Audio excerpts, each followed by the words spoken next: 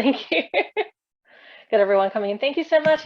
Assalamualaikum warahmatullahi wabarakatuh. Good evening, everybody. Thank you for joining us live. It's about 7 o'clock where I'm coming from in the evening. So thank you so much. Oh, we've got somebody coming in from Ireland. That's my friend Elizabeth Murray coming in from Ireland. Thank you so much for being here.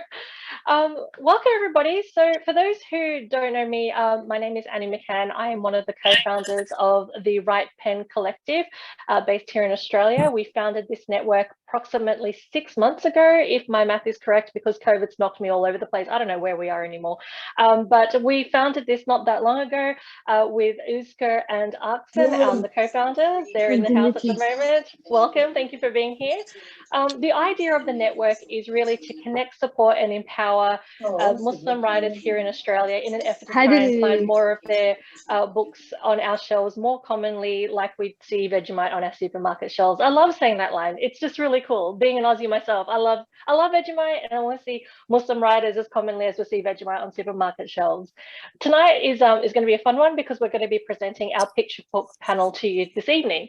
Before I do that, though, I would just like to pay my respects to the traditional custodians of the land in which I'm streaming from today. Specifically, I'm coming to you live from the land of the Darug people of the Eora Nation.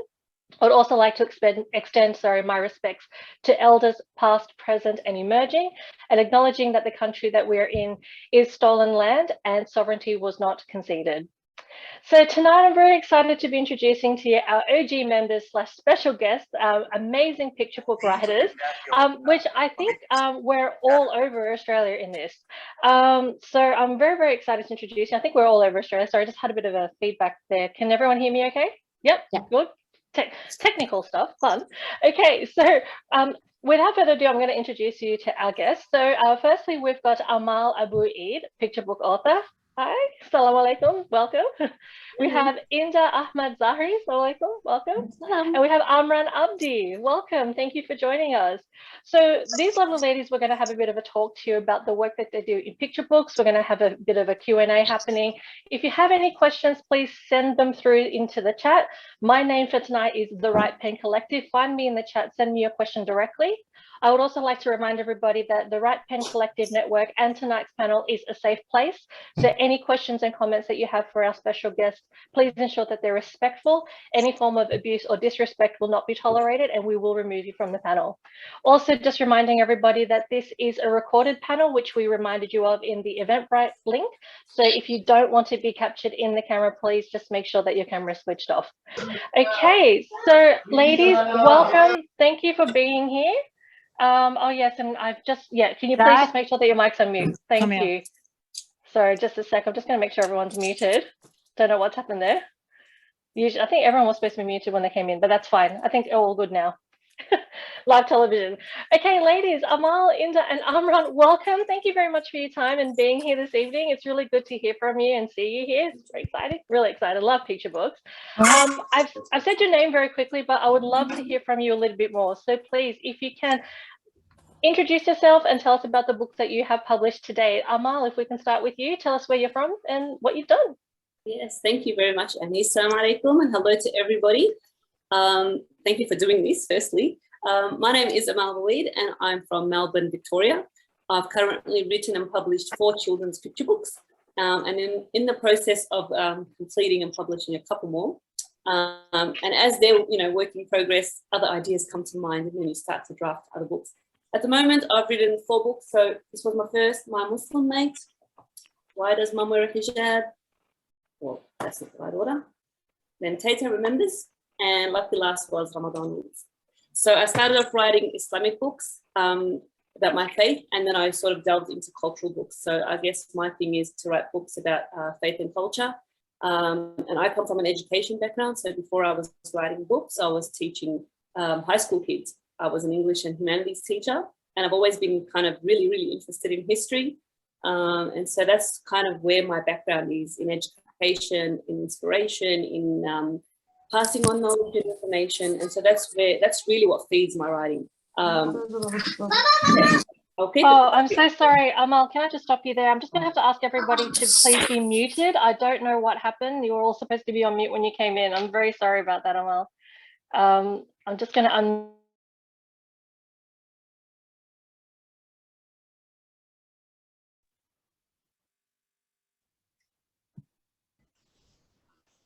You're on Yes, mute please. now. Yes. Yeah, there we go. Sorry, I don't know. Everyone's supposed to be on mute, and there was just a bit of feedback coming back and forth there, but that's okay. Sorry, continue, Amal. Thank you. No problem. Yes, I was just saying, so my background in writing comes from an educational background. So I started writing books to predominantly educate people, particularly about our faith as Muslims.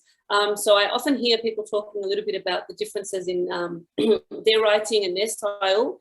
I have glossaries in the back of my book. I have italic words in the back in my stories because it comes from a place of knowledge and in education, and I believe that knowledge is power. So I feel that when people read my stories, it helps to empower them by understanding a different way of life. And so for me, I have teachers often say to me, thank you for putting the glossary in the back. It's really helped our classroom understand new words, new concepts, new cultures or faiths that they wouldn't otherwise have access to. And so that's what it has been for me, passing on that knowledge and education and really dispelling a lot of the myths or stereotypes that people often associate with our faith. And also then the culture was that, I couldn't find books for my kids about our culture.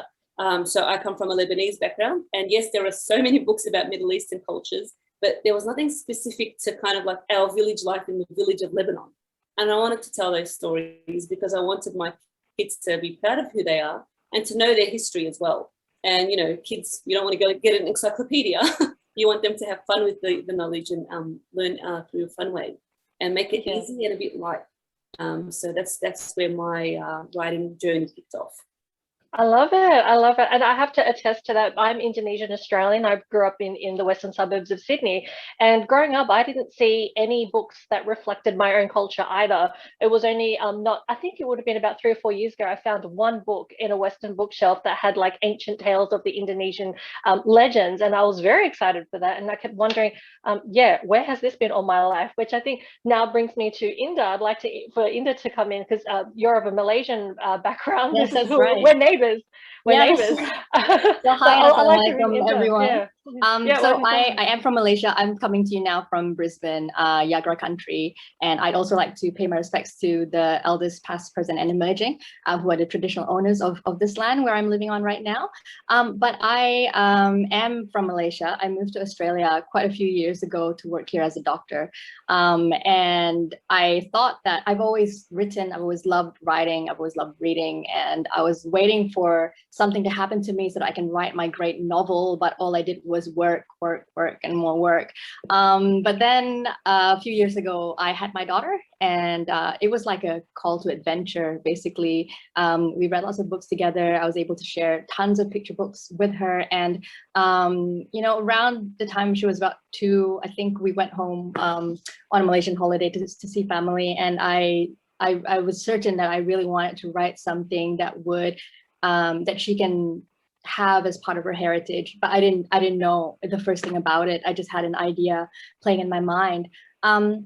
And then serendipitously, I came back to Brisbane after the holiday. And this is where Ozga is going to go, yay, librarians, because at our local library, they were having a free workshop by Elisa Darlison, who is a really well-known children's author here in Australia. And it was called How to Write a Picture Book. So I signed up and I did everything that Elisa said to do, and then found out that there were networks, there were communities, there were competitions, and she was holding the first ever Sunshine Writers Retreat. So I went to that one, met a whole bunch of authors who were presenting at the retreat, and I did everything that they told me to do. And that was the beginning of it all. And it's just been such a lovely, challenging thing to do.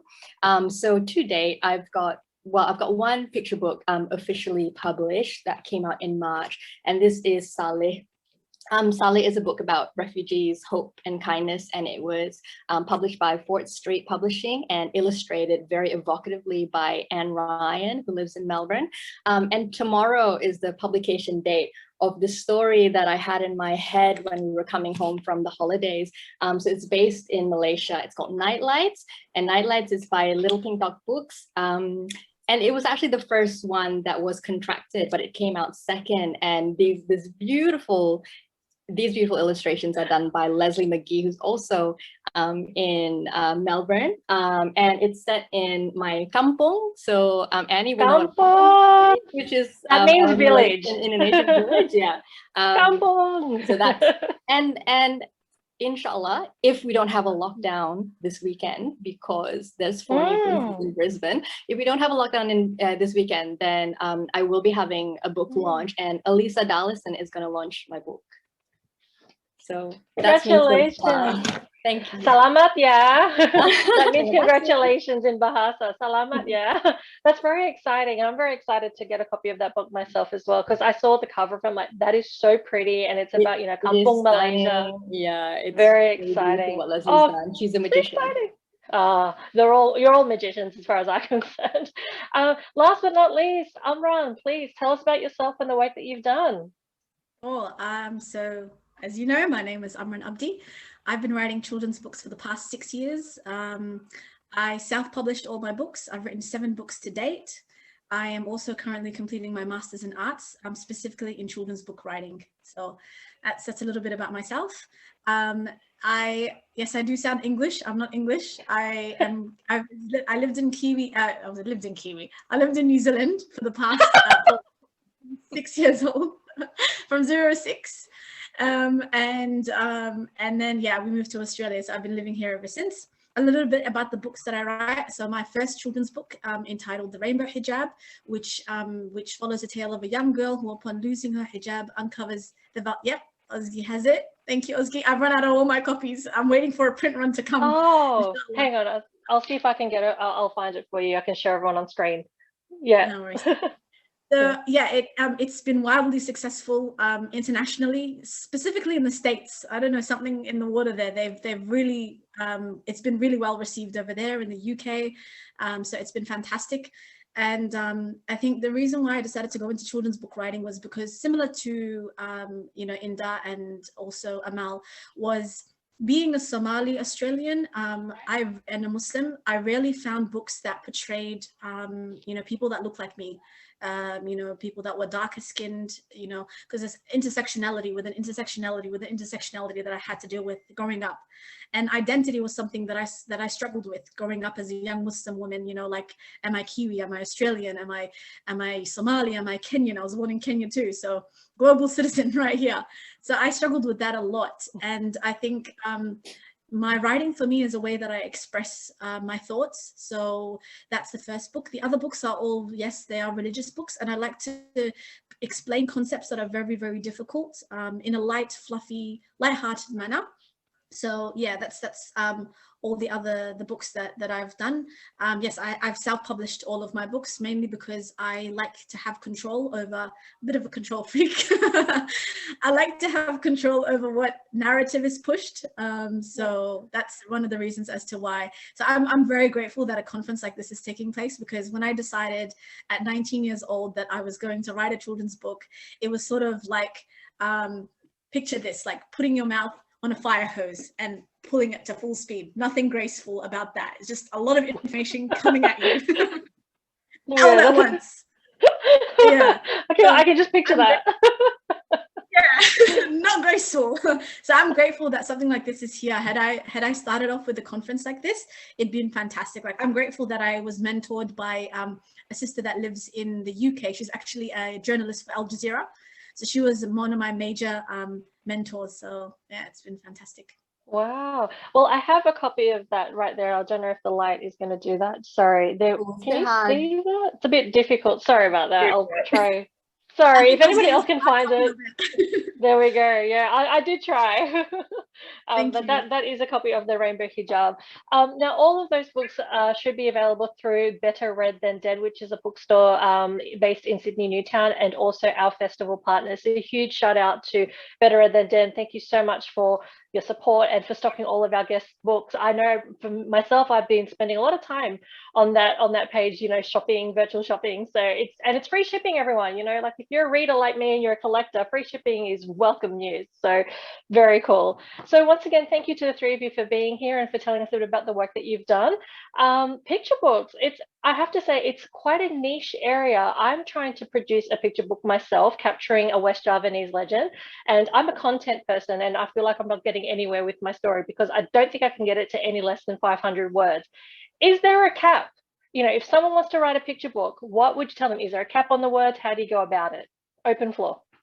500 words is a pretty sweet spot to aim for, I think. Like picture books tend to be, majority would be 32 pages. Sometimes it'll be 24 pages. And then beyond, this is what I've been always told, you know, beyond 500 words, it's going to be a bit difficult. It's going to be too wordy. So there are even wordless picture books now. Like there is a picture book out called Bad Crab that has 5 words in it. And it's just amazing, but basically it's just as concise as possible. And I think that's also what I like about the picture book format, because it's a bit of a challenge. You write, you know, you have the story in mind, but every single word has to earn its place on the page. And you go through, you know, it's just 500 words. How difficult is that? And yet you go through edits and edits, you bring it through critique groups, you get advice, you get manuscript assessments just to try and get that just so. So yeah, 500 words, I would think is a sweet spot. Although I think nonfiction books run a bit longer than that. Sure. Amal, Amran, same, about 500 words? I mean, I cheated a little bit because I am self-published. I did a bit more than that, but you know, if the hope is to be traditionally published one day, then I do have to stick to the rules. And the rules do say, you know, 500. There are some publishers that do accept up to 600 words for a picture book. But I think, as Inda mentioned, the sweet spot is the 500 words and the 32 pages based on the spread.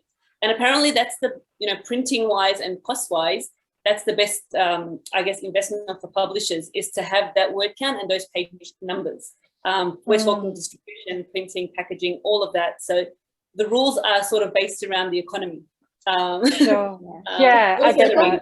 I think it's also what appeals to parents. Like if my daughter picks a picture book that has like 1,000 words in it, I go, ooh, it's bedtime. Do I really have time for this? Let's choose another one.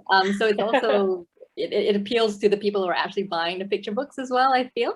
And I would throw in that just from my browsing in the library and things like that, American picture books tend to be a little bit longer. And I don't know whether it was a trend that's come and passed, but Amran, have you found that since you sort of... I have, and my illustrator actually told me that 32 pages, no picture book goes beyond that. Like Amal said, printing wise, the way that the layout, the manuscript, just the wording, everything, the text, it has to flow on the 32 pages maximum. So yeah, everything that you guys are saying, I'm just sitting here nodding because I'm like, yep, I've heard that before. Yes, I'm seeing the nod and the grin, and I'm like, yes, okay, so, you know, Amran and Amal are talking the same language here because you're both self-published. And for those who don't really know with regards to self-published or indie publishing, because I'm learning this art too through my other network, Readers Review, you're liable for all of the costs. That's something that you have to put up yourself, and you've got to make sure that what you're doing, you've got the capital for it, and you have to fund that and try and make money off that. So obviously you're looking for a cost-effective way to get published. Yeah, absolutely. I would say, go for it, Amran. I would say that the common misconception is that self-publishing costs a lot of money. Yes, sometimes it might cost a lot of money. The biggest expense I've found, 2 things, is probably to do with, actually 3 things, depending on how you go about it. It would be the illustrations. Like illustrator, sometimes if you want the quality, illustrator could set you back. My illustrator does double spread pages for 100 to 150 per page, or single page without background is $50, and sometimes people go beyond that. So it really depends on what type of illustrations you want. And being picture books, you can't go cheap on illustrations. I learned that the hard way. For those of you who know a site called Fiverr, I just went on Fiverr. I didn't know how to communicate with an illustrator, and I had a terrible piece of work produced in the next 2 weeks, and I was really unhappy with it. I had to start from scratch. It wasn't until because I used to work at an Anglican school as the center coordinator at the before and after care program, and my illustrator is actually the art teacher at the school, and I told her about it, and she was super excited about it, and it was really cool, and we've been working on books ever since. So the thing is, illustrations cost a lot of money. The second thing that probably takes a lot of the costs would have to be the printing. But I've learned that there are ways around it. I actually print my books in Malaysia. So back when I used to live in Perth, Western Australia, statistically one of the most isolated cities in the world, but we're not going to mention Still that. is.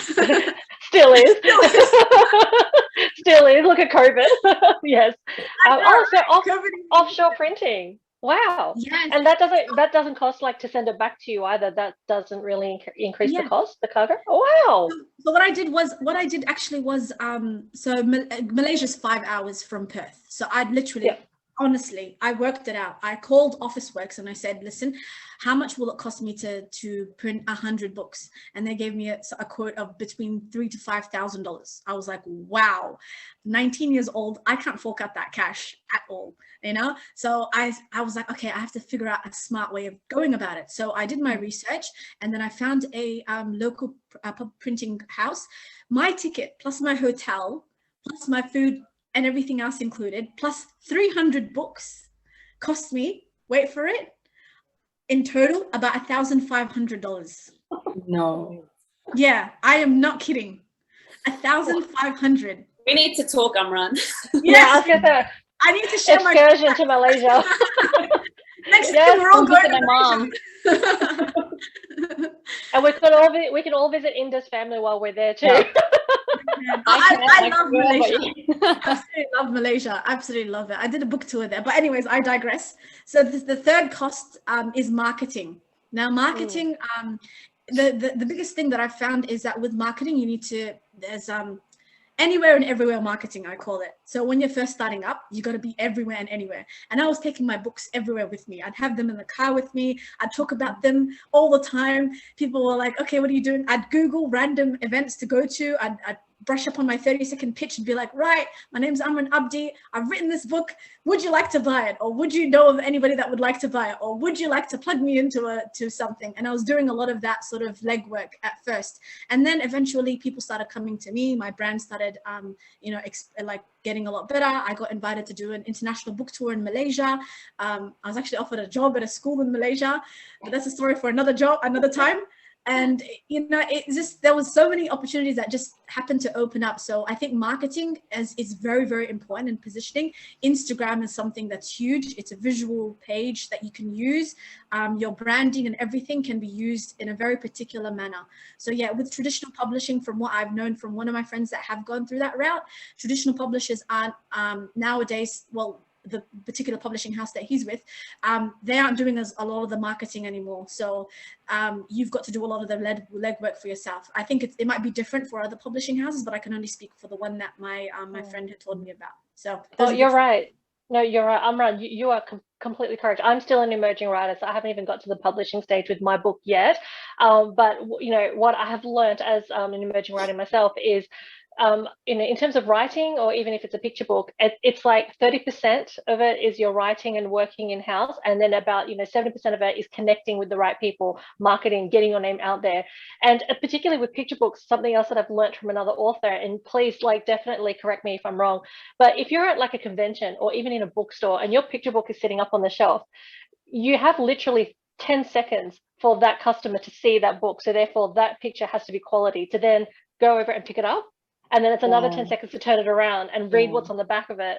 Then they may flip through it. And then, okay, so it's a 30-second to 90-second process from seeing it to buying it. Yeah. The illustrator is really a co-creator in that picture book. It's not, these are not my books. This is my book with Leslie, and this is my book with Anne. We are equal. We get equal royalties. Yes. And it's equal. I mean, these are images that I could never have come up with by myself. And I think that's one of the things to learn very quickly as a picture book writer, to let go of that. Once you've once you've got the book acquired and there's interest, you do have to let go and not be too controlling and obsessive, especially if you're not an illustrator yourself, because somebody is going to come up with their own story, their own spin in it, and it's so exciting, and it is going to bring an energy that you could never have done by yourself.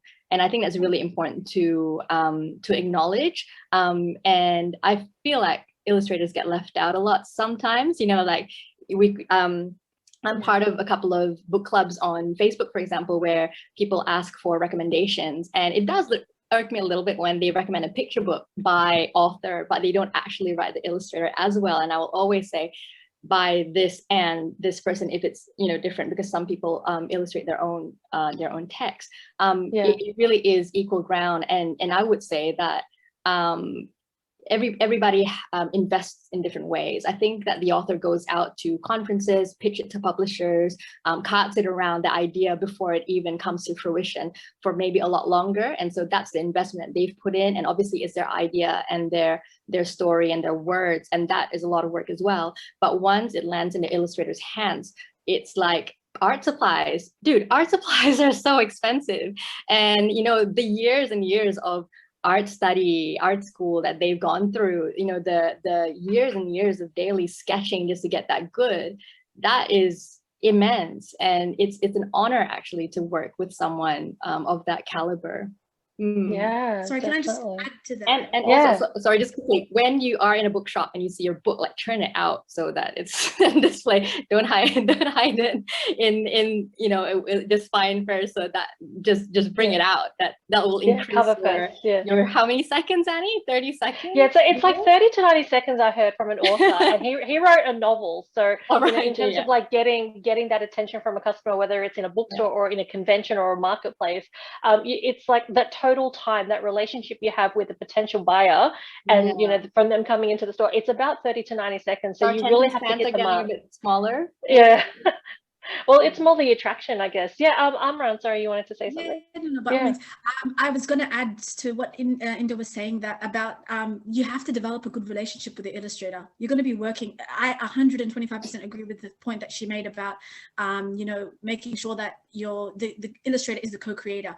So for me personally, one thing that I learned is I'm not fussy about the medium that they use. I will tell them, you have full creative control over that. Like whether it's watercolor paint, I'll tell them the story. I'll sit with them, have an initial meeting, we'll flesh out the manuscript, they'll tell me their ideas for each line, and then I will tell them what my ideas were, so we're on the same page. And then I create a WhatsApp group, and then they'll send me the sketches, and then if you look at my phone, I've got 1,000 WhatsApp groups for each book, and it's like, okay, a sketch, and then I'll tell them, okay, I think we should change this, and then they'll be like, okay, I've done that, and then back and forth, you know, motion. And I've got about at the moment, I think I've been working with 4 different illustrators. They're all Australian based, and one of the most talented women, children, actually, yeah, she's 12 years old, absolutely talented. I can't wait till you guys see the illustrations that this young girl has created. She is fabulously talented. Wow.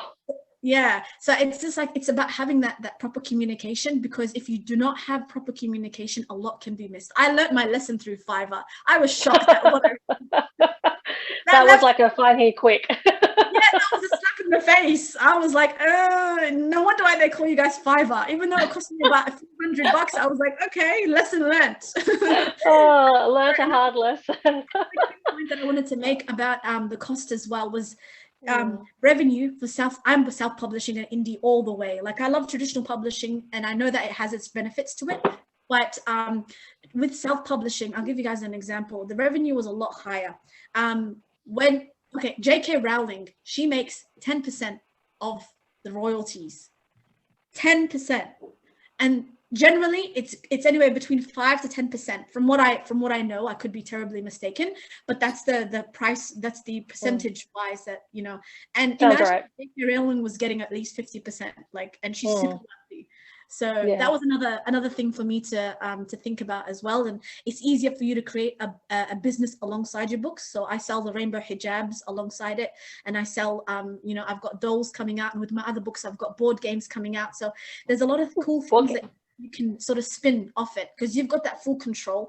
It's really you really flip the switch. It's really interesting, because the unit that I'm currently doing is arts business. So creating a business out of your art. So that's something. That's pretty cool. That's pretty cool. Hit me up when those board games are ready, because I'm a big board game geek, and I was like, yes, hit me up when that happens. I'm really excited about that. Exciting.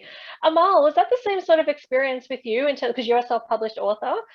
Same experience? You had to find your own illustrator? How was your journey? Well, to begin with, I actually met my publisher before. I had the idea sort of hatching in my head, and I met her at some of her book fests. And I said, you know, I've just got an idea. What should I do with it? And she, you know, we had a breakfast together, and then she kind of helped me publish the first book. And then just through that experience, I learned what was going on. And I started to do my own research, and I thought, okay, I know where she's printing. I know what service she's using.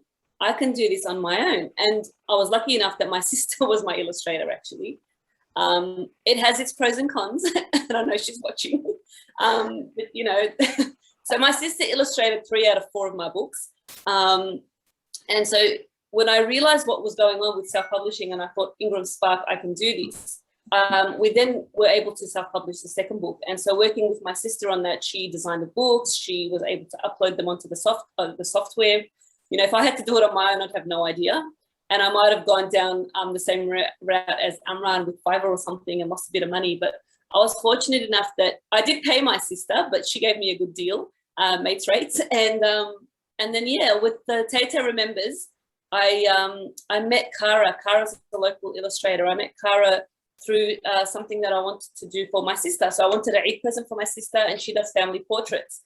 And then when I went to pick up the portrait pre-COVID, when we could meet people, we got talking, and I said, oh, you know, I write books. And she said, join this Facebook group, and I illustrate. And then one thing led to another. And then she illustrated my second, Tata Remembers. And I'm hoping that she'll illustrate my next book called Jaddos Suitcase, because she's got, you know, specific illustration flair. And it's very different to my sister's style. And in saying that, you know, all 3 of the books that my sister illustrated, she did illustrate them quite differently. So we've kind of grown together. And as Amran said, you learn what works, you learn what doesn't, and you kind of start to think of different ideas, like what you can do with your picture books. But I think one of the most important things that I constantly keep telling myself is why I'm doing this. So if I think about, am I only doing this to one day be traditionally published, then I keep fighting for that? Or is it okay to just, you know, be self-published for the rest of my life? I just keep asking myself the why question. And for me, it's again about what I said at the beginning about education and knowledge and empowerment and inspiration and all these things that I think every child deserves. And that's the reason I started to write, was because I came across a concept of becoming, belonging, and being. And I wanted my children to feel empowered in the books that they read. And not only that, I wanted other kids to kind of learn about other people and ask themselves, okay, I learned ABC about this person. What does it say about me? What does my culture teach me? What does my religion teach me? What does my name mean? What do we eat? You know, so all of these things, you know, kind of keep popping up. And so when I do toss between traditional publishing and self-publishing, there's just so many benefits to self-publishing. And I think if I waited for that opportunity to be traditionally published, I could be waiting a very long time, possibly an eternity. And, you know, I don't have that time. I don't have time to sit around and wait for somebody to validate what I've written or to tell me, yes, it's good enough. Let's take you on and show the world what you've written. So that's been my experience with self-publishing. I have no hesitation to continue that. And if I never get traditionally published, do I care? Well, I mean, I would like to. If anyone's out there, you're listening. This would be lovely. Yeah, no, it's a dream. Absolutely, it would be wonderful. I would not say no to the opportunity. But in saying that, I wouldn't sort of sit back and wait for it to happen and give up on what I could have because I'm just waiting for somebody to say yes. Sure. Publishing has got it's rising, and people are acknowledging that, and people are changing their mindset because of the possibilities with it now. It's great. Sure. There seems to be pros and cons in terms of self-publishing and traditional publishing. A lot of it to do with the creative control, I would say, with what you were discussing earlier. But the question that I guess, you know, what the question I'm brought to now is, you know, you've discussed the process, the pros, the cons, the lessons you've learned, and what you're hoping for readers to get out of your work. And I think it's a great message that you're trying to send. But as Muslim women who have published books, picture books, particularly in the Western world, has it been a challenge to try and break any barriers? Have you? Okay, yeah, Amran's nodding. I'm keen to know what sort of barriers, because I felt, you know, being in Australia, we lived in a world of multiculturalism when people are very receptive of these stories told by own voice. But there is a dark side to it too, apparently. Amran? There is. I have stories for days. I would say honestly, like, I'll just get something clear out there, because a lot of people tend to ask me the rainbow hijab. What is the connection between the rainbow and hijab? So the reason why I decided to call it the rainbow hijab is because growing up, I love the rainbow fish. Absolutely love the rainbow fish. And rainbows for me are significant, and it also signifies the diversity that we have within Islam. You know, we're multiple colors, we've got lots of different personalities. We celebrate and practice our faiths in diverse manners. So for me, that was the symbolism behind the rainbow hijab.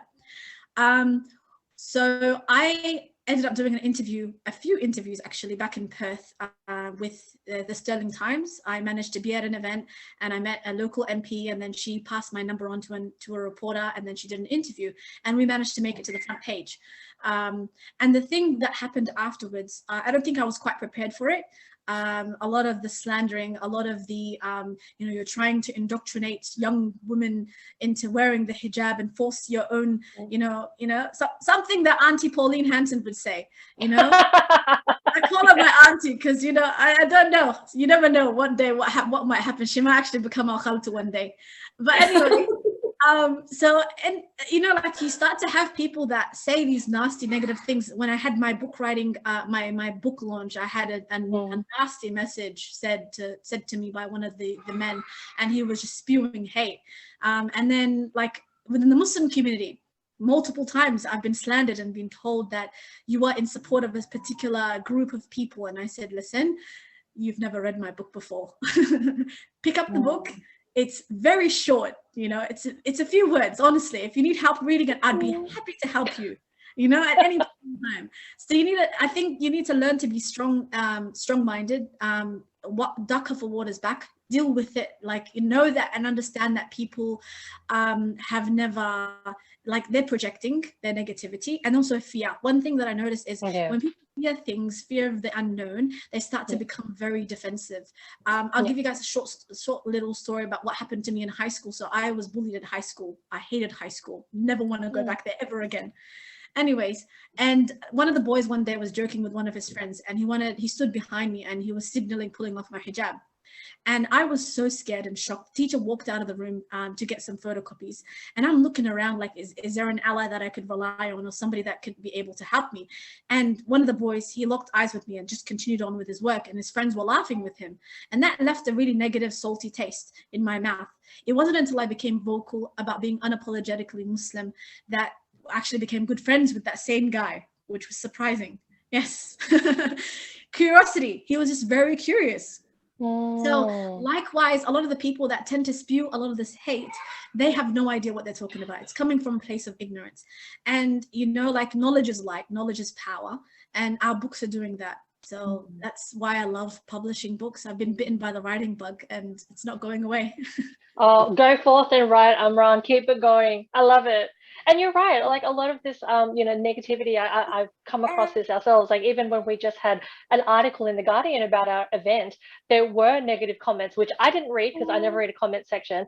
But I just figured, negativity is coming from a place of ignorance. Anyone with an ounce of intelligence would understand that we're not like what people seem to think that we are.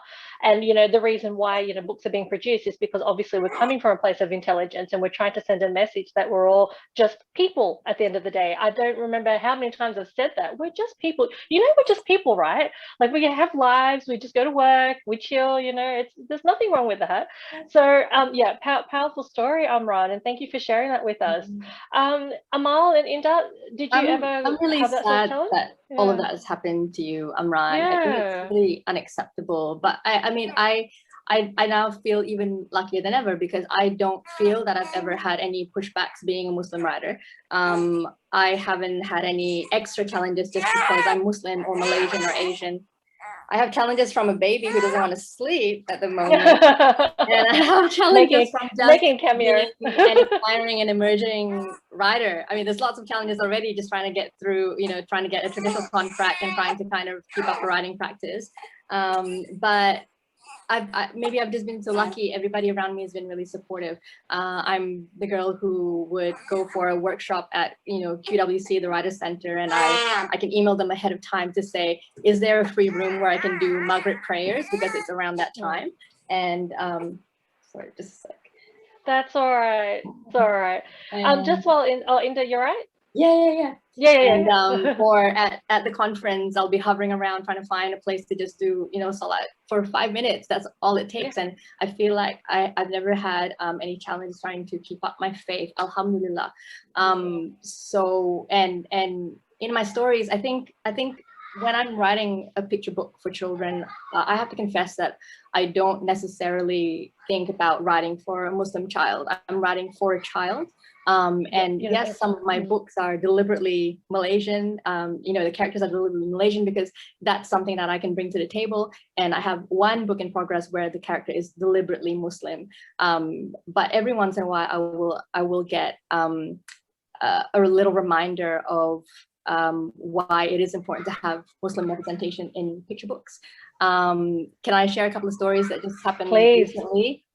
Yeah, so I was asked to do a school holiday workshop via Zoom by this organization called Bookje, and all these little faces kind of popped up, and I was going to read Saleh and do like a little activity with them.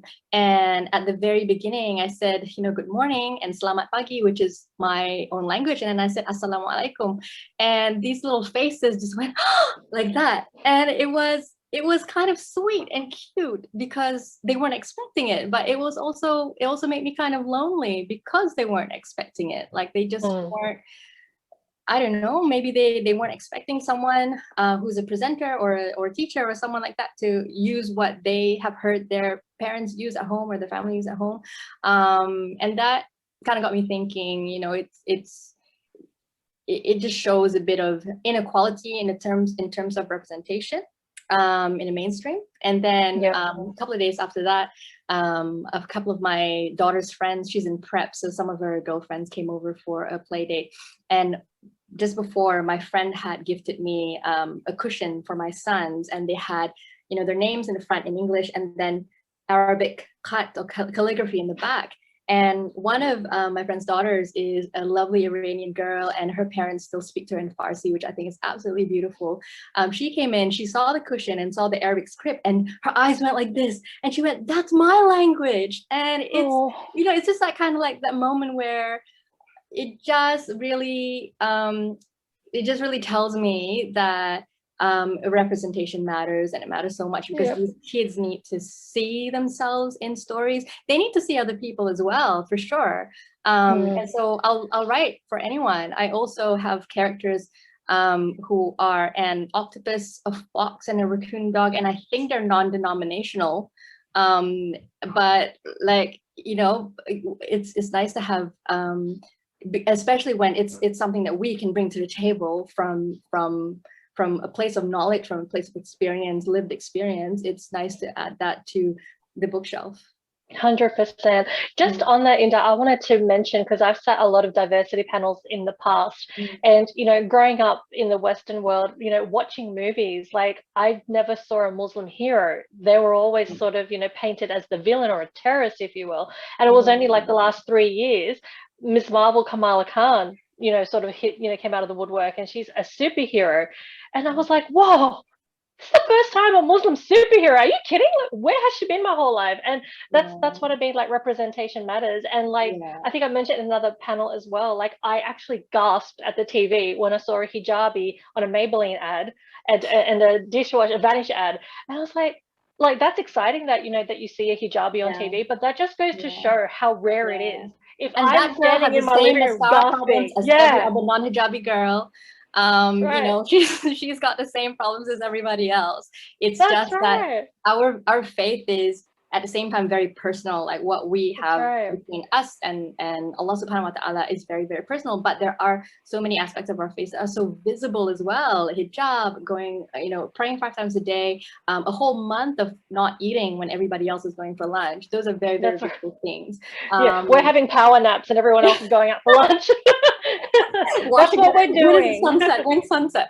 But yeah, it's so yeah, and it matters to kids. Yeah, it does. And I've said this, like, I think until I'm blue in the face, that, there was recently a demand for anti-racist books or own voices books to hit the adult market. Personally, I'm thinking it's too late. You're hitting the adult market, it's too late. When you're approaching it at a picture book level where it's educational, you're sending a very powerful message to a very colorful art, you're gonna hit a wider audience, and you're gonna hit them at the younger age, and they're gonna grow up understanding, yeah, Muslims are just people, and they're smart, and they're funny, and they're really funky people, etc. So yeah, I think you're doing a wonderful thing as picture book authors, and you're gonna have to shed some more insight, because I'm trying to get a picture book done, and I need your help. We had a couple of questions come through the audience. I'm conscious of time.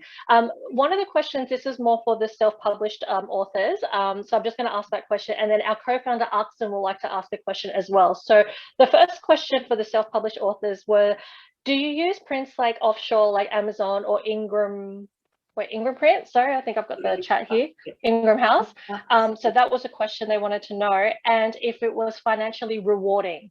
So once you put up, is it financially rewarding to be a self-published author, if it's not too personal to answer the question? Yeah, look, personally, I've used Ingram Spark, and I've used the local Thank printer. you, Ingram Spark. Yes. Thank you. I did go through Ingram Spark. The advantage of going with Ingram Spark is they actually upload it onto a whole heap of websites. So you're on Amazon, you're on Barnes & Noble, you're in Target in America. So they give you a big, I guess, exposure. And so your books are available more readily internationally. And then you get a really small cut from each book sold. So I don't even, when they send me the money, I'm just kind of like, it's $25 every 3 months or something like that. I have no idea how many copies are sold. I don't keep track of that stuff. I know that I'm not at a loss from self-publishing, but in terms of how many books I've sold and how much money I've made, to be honest, I don't keep track of that stuff. For me, it's never been about the money. So I'm not, financially, it's not something that I track, but I can tell you now that I'm not at a loss. But like Amran said, it's about, getting the illustrations, getting the editors, getting the layouts. All of these things will cost you money. So you've got to make sure you've got enough to fund it, or to invest in that before you take on self-publishing. You can find cheap printing overseas, which is really difficult now, because shipping and postage and all of that is just a biggest drama ever. So that's why I prefer to pay a little bit more, probably 3 times more, to print locally, because I know when the book's ready, I can go and pick them up myself and then come back home and the books are with me. I don't have to worry about them being stuck at a dock somewhere or on a ship that can't get to Australia. That's for me, for my peace of mind. I do pay a lot more to print in Australia, in Melbourne in particular.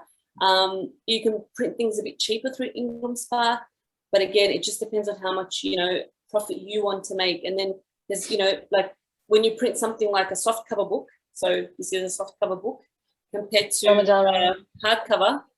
Yeah. The hardcover looks better, feels better, but gosh, it's so much more expensive.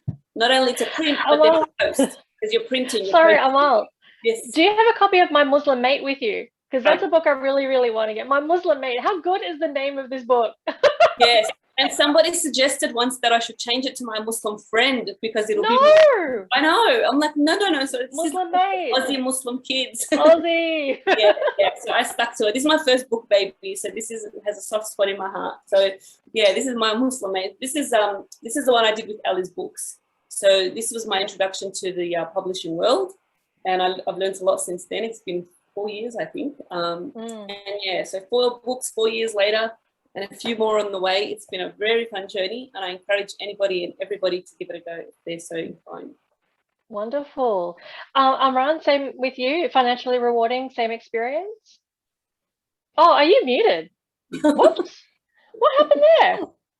Oh, okay. Well, while I'm finding Amran to unmute her, Inda, have you ever met the illustrators of your book going through the traditional publishing route? No, I haven't. I try to not be too nosy. I really want to go, you're the illustrator. I'm not gonna try and sway you or anything like that. So I very respectfully, with Saleh, I very respectfully went through the editor, who was also an art editor, and we kind of go back and forth.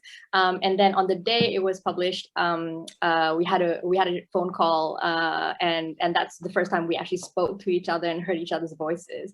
With Nightlights, Leslie and I have become really good friends. We haven't met. We haven't had a phone call. I was actually going to message her to see, do you want to have a phone call tomorrow, because it's a special day? But we've become really, really good friends. And that's just from chatting before she started illustrating. A year before she started illustrating, she said, tell me about you growing up, because it was about my cousins and our grandparents. She said, tell me stories about your cousins. What's special about them? Tell me about your grandparents. And so these images were forming in her head.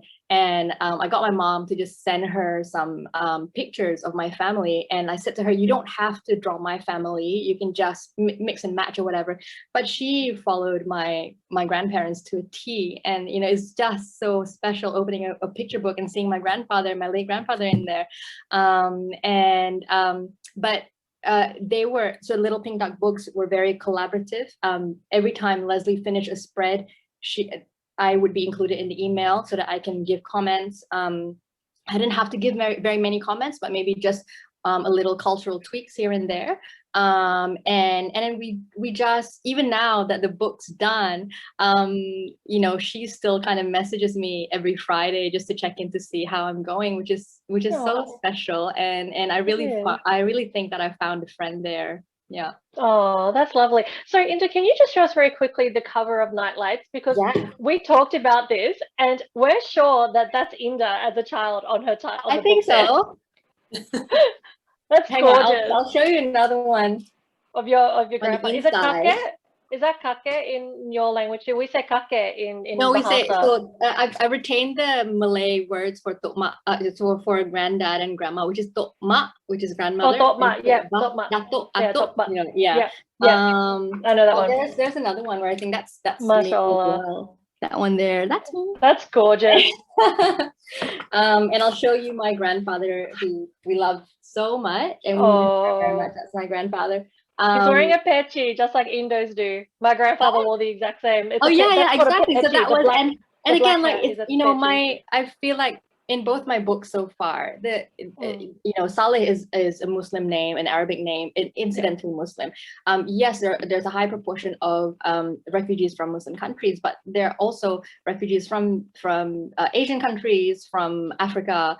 You know, so it's not an isolated Muslim thing, but that's a name that came to me. And in Nightlights as well, it's incidentally, we're a Muslim family, and that get up is what my grandfather wore to the mosque and back in the evenings. That's what I remember. Yep, same with my grandfather, like Indonesian, Malaysian costume, very, very similar. There are differences, but very similar. Like I saw that and I remembered my Aki, which is West Javanese for grandfather, and I'm like, oh, I remember him looking like that too. SubhanAllah, that's exciting. And yes, so some people were asking about copies of Nightlights in the chat. Just to remind everyone, that's coming out in a couple of days, I believe. So tomorrow. Check back on the website. Oh, tomorrow. So check tomorrow on the couple of days. That should be ready. Oh, wow. Amran is back. Welcome back. We'll have to start wrapping this up. So Amran, was it financially rewarding for you being self-published with? I know you had the control of the creative process, but financially rewarding as well. So I'll give you guys a rough estimate. So when I first started self-publishing, I went through CreateSpace. Back then it was called CreateSpace, but it's now it's called Kindle Direct Publishing, which is the Amazon Direct Publishing. And the thing I loved about that, and I still love about it, is the fact that I didn't have to handle the shipping costs. I didn't have to directly be in touch with the people that were purchasing my books. Everything was handled. And at the end of the day, like the give me a price range that I could choose between, and then price the books and everything. And I would receive, so my books at first were $10 per book, and it would, and I'd receive $6 royalty per book, and $4 would go towards the direct publisher. Is it financially viable? And I would say that you don't get rich from writing children's books or writing books at all. Honestly, if you're in it for the money, you're in the wrong industry. One thing that my mentor said to me was, right, Amran, now that you've successfully finished your book, what is your success measure? When I said to myself, my success measure is the reach, is how many people that I reach, how many children. Like, for example, for those Muslims that are listening in, we believe in sadaqatul jariyah. So every child that picks up our books and has that connection with the hijab, or has that connection to their motherland, whether it's Malaysia, whether it's Indonesia, whether it's Somalia, whether it's Lebanon, wherever that might be, we get the reward for that. So that's my success measure.